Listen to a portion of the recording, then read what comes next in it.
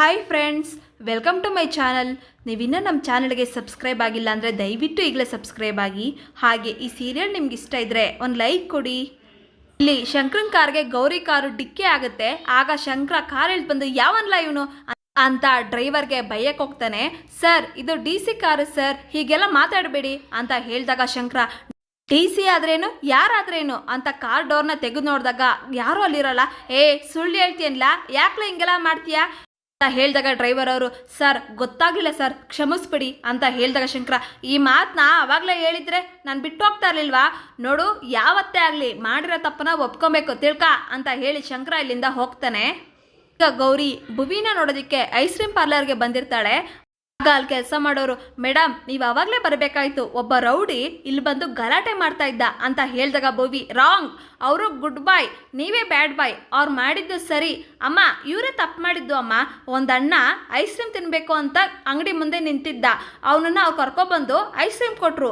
ಅವ್ರ ಬಟ್ಟೆ ಚೆನ್ನಾಗಿರಲಿಲ್ಲ ಅಂತ ಇವರು ಒಳಗಡೆ ಬಿಟ್ಕೊಳ್ಳಿಲ್ಲ ಅಮ್ಮ, ಬೇಕಾದರೆ ವಿಜಯಮ್ಮನ್ನ ಕೇಳು ಅಂತ ಹೇಳಿದಾಗ ವಿಜಯ್ ಅವರು, ಹೌದು ಗೌರಿ, ಇವ್ರದೇ ತಪ್ಪು, ಇವ್ರು ತಪ್ಪಿಟ್ಕೊಂಡು ಎಷ್ಟು ಮಾತಾಡ್ತಾರೆ ಅಂತ ಹೇಳಿದಾಗ ಗೌರಿಗೆ ಕೋಪ ಬರುತ್ತೆ. ಏನ್ರಿ, ನಿಮ್ಮದೇ ತಪ್ಪಿಟ್ಕೊಂಡು ಈ ರೀತಿ ಮಾತಾಡ್ತೀರಾ?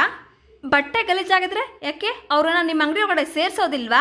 ಇನ್ಮೇಲೆ ಹೀಗೆಲ್ಲ ಮಾಡಬೇಡಿ ಅಂತ ಗೌರಿ ಬೈದು ಕಳಿಸ್ತಾಳೆ. ಈಗ ಶಂಕರ ಮನೆಗೆ ಬರ್ತಾನೆ. ಆಗ ಸುನಂದ ಮಗ, ಎಲ್ಲೋಗಿದೆ ಚಿಕ್ಕಪ್ಪ ಹೇಳಿದಾಗ ಶಂಕರ, ಇಲ್ಲೇ ಎಲ್ಲೋ ಹೋಗಿದ್ದ ಕಣ್ಲ ಅಂತ ಹೇಳಿದಾಗ ಸುನಂದ, ಈ ನಡುವೆ ನಿನಗೆ ಶತ್ರುಗಳು ಜಾಸ್ತಿ ಆಗ್ಬಿಟ್ಟವ್ರಂತೆ ಅಂತ ಹೇಳಿದಾಗ ಶಂಕರ, ಅದೆಲ್ಲ ಈ ಫೀಲ್ಡಲ್ಲಿ ಕಾಮನು, ನಮಗೆ ಅವ್ರನ್ನ ಕಂಡ್ರಾಗಲ್ಲ, ಅವರಿಗೆ ನಮ್ಮನ್ನು ಕಂಡ್ರಾಗಲ್ಲ.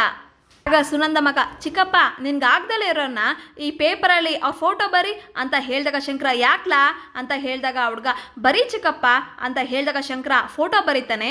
ಈಗ ಆ ಹುಡುಗ ಆ ಫೋಟೋಗೆ ಬೆಂಕಿ ಹಚ್ತಾನೆ. ಈಗ ಶಂಕರ, ಯಾರನ್ನ ಹೇಳ್ಕೊಟ್ಟಿದ್ದು ನಿನ್ಗೆ ಹಿಂಗೆ ಅಂತ ಹೇಳಿದಾಗ, ಚಿಕ್ಕಮ್ಮ ಹೇಳ್ಕೊಟ್ಟಿದ್ದು, ನಮ್ಗೆ ಆಗ್ದಲೇ ಇದ್ದವ್ರ ಫೋಟೋಕ್ಕೆ ಬೆಂಕಿ ಹಚ್ಚಿದ್ರೆ ನಮ್ಮ ಕೋಪ ಕಡಿಮೆ ಆಗತ್ತಂತೆ ಅಂತ ಹೇಳಿದಾಗ ಶಂಕರಂಗೆ ಕೋಪ ಬರುತ್ತೆ.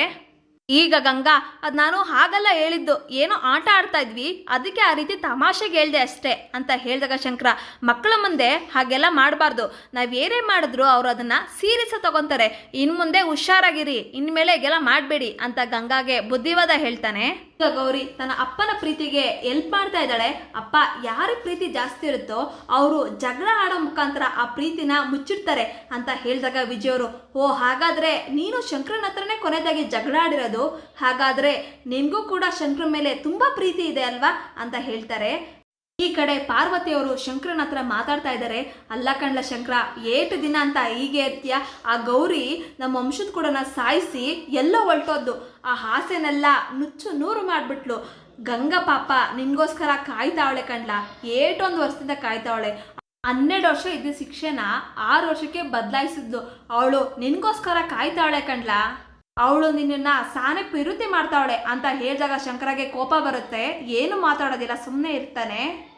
ಇಲ್ಲಿ ವಿಜಯವರು, ನೀನು ಹೇಳೋದು ಸರಿ ಗೌರಿ, ಅಕಸ್ಮಾತ್ ಶಂಕರ ನಿನ್ನ ಕಣ್ಮುಂದೆ ಬಂದರೆ ಏನು ಮಾಡ್ತೀಯಾ ಅಂತ ಹೇಳಿದಾಗ ಗೌರಿ, ನನ್ನ ಕೆಲಸಕ್ಕೆ ತೊಂದರೆ ಆದರೂ ಪರವಾಗಿಲ್ಲ, ನನ್ನ ಮಗಳನ್ನ ಕರ್ಕೊಂಡು ಎಲ್ಲಾದರೂ ದೂರ ಹೋಗ್ಬಿಡ್ತೀನಿ, ಯಾವುದೇ ಕಾರಣಕ್ಕೂ ನನ್ನ ಮಗಳು ಅವ್ರ ಮುಖ ನೋಡಬಾರ್ದು, ಅವ್ರ ಬುದ್ಧಿ ಕಲಿಬಾರ್ದು ಅಕ್ಕ ಅಂತ ಗೌರಿ ಹೇಳ್ತಾಳೆ. ಇದನ್ನು ಕೇಳಿ ವಿಜಯ್ ಅವ್ರಿಗೆ ಶಾಕ್ ಆಗುತ್ತೆ. ಇಲ್ಲಿಗೆ ಸಂಚಿಕೆ ಮುಕ್ತಾಯಗೊಳ್ಳುತ್ತೆ.